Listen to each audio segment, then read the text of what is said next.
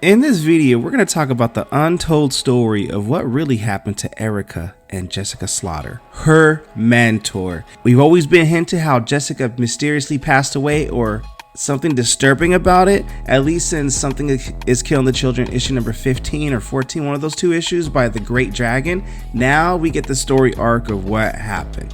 But alrighty then, this is a comic book review of Something is Killing the Children, issue number 41, brought to you by RatedComics. Let's get to it. So we begin this issue with the burial of this little girl. Obviously, she got ended by one of the monsters, at least because after reading all these issues of Something is Killing the Children, we should know that by now. But there's this little boy sitting in the front, grieving, but not crying, but just kind of taking it all in.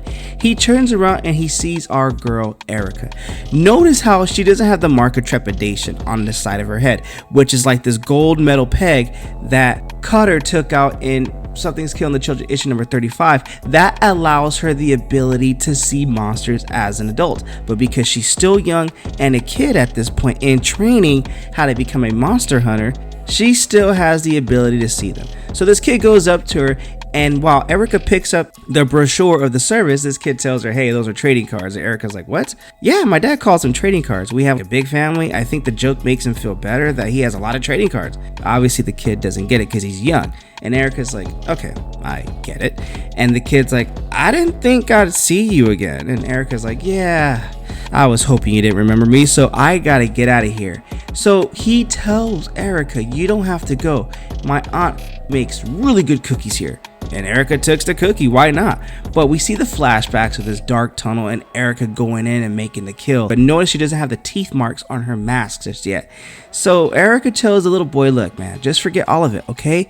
Everything that happened was just a dream. It was all a dream. I used to read Word Up magazine. Bruh.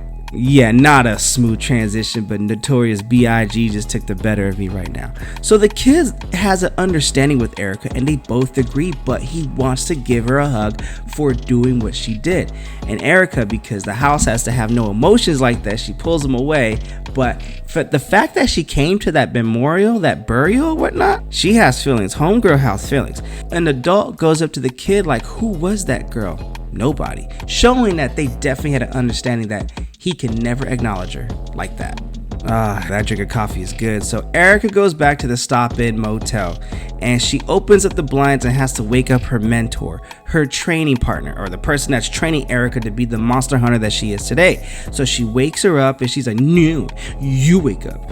And she's like, girl, it's 2 in the afternoon. I am awake. I got you a cheeseburger and a coffee. You know, I can go with that right now. So Jessica's like, okay. And so Erica tells her, just letting you know, there's 5 shots of espresso in there and they had to check if that was legal.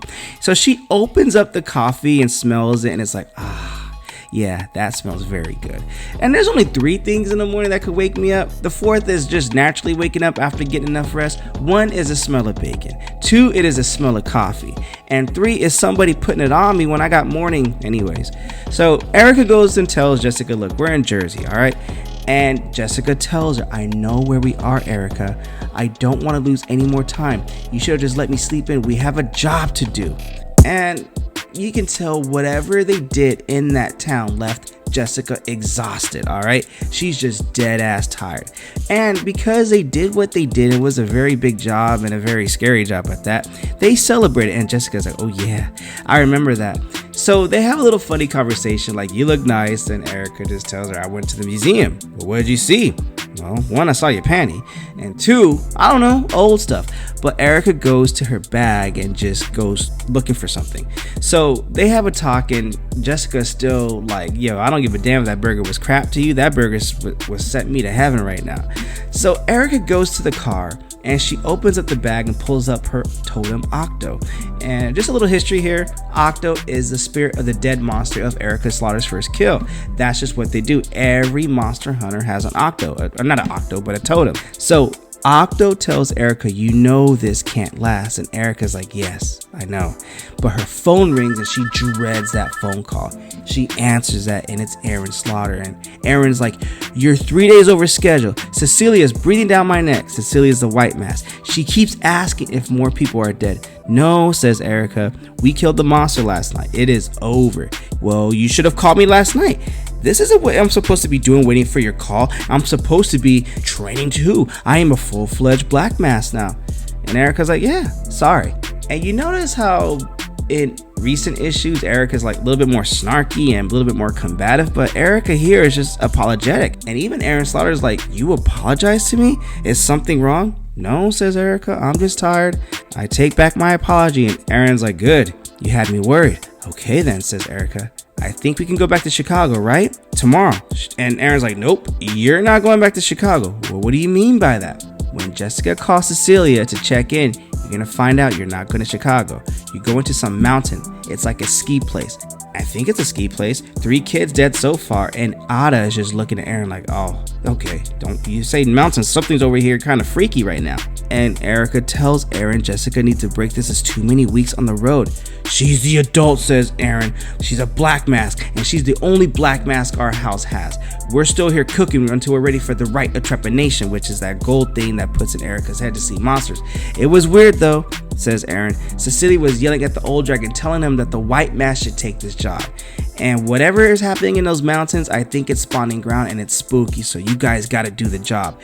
It's called the Valmont Mountain House. And Ada loses her stuff and tips over a picture and breaks it. And Aaron's like, what the hell was that? And Erica hears a break too. So Aaron has to check in on Ada if everything's okay. And turns out everything is okay, as so it appears. But Aaron notices like Ada looks scared for some reason. Now, I'm gonna go now, says Erica. There's some bull jive happening. So when Aaron picks up the photo, he notices a younger Ada, a younger Cecilia, and a younger Jessica in that picture. And it's back in the old days. So Aaron tells Ada, I'm gonna see the Scarlet Mask, and each mask has their own ranking. So Scarlet Mask are like the housekeeper inside the mask. So Aaron tells Ada, we're gonna check on the Scarlet Mask to see if they can get this back up to snuff, okay? Gives Ada a kiss, walks away, puts the picture down, and that picture is at the Valmont Mountain House in 1984. So revisiting old roots, whatever happened at that house, they go back like chiropractic, you know? So Ada visits her totem, this hound dog, and this hound dog is like, Jessica's a big girl, Ada. She survived it once before, she'll survive it again. So now we go back to Erica and Jessica in the stop-in motel. Jessica is talking to Cecilia like, don't worry about me, okay? I'm a big girl, now we're gonna be fine. That was a million years ago, and I'm gonna be so sad when Erica has her first kill, and it just might be there. Jessica hangs up and she dreads that phone call. So she asks Erica, do you like skiing? And Erica's like, nope. Well, we probably won't be doing much skiing, actually, but do you like hot cocoa and the big fire? Of course any kid's gonna like hot cocoa and a big fire. Even as a grown-ass big back, I love hot cocoa and a fire. Just give me some s'mores to go with it, all right? So Jessica tells her good, because there's gonna be plenty where we're going to, okay? We're gonna get me another coffee, load up the car, and then head north.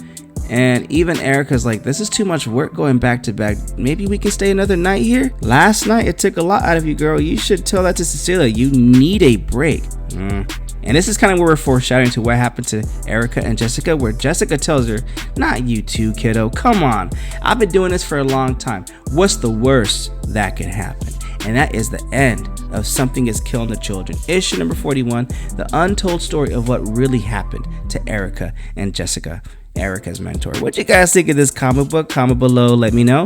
Also, link in the description if you really want to check out some of our really cool limited print and rated comic exclusives to add to your comic book collection. Support the art, support the industry, and as you can see, we got some really cool limited print exclusives of Something is Killing the Children that you should check out and add to your comic book collection before this becomes a hit Netflix show. With all that being said, thank you again for watching. Till the next upload.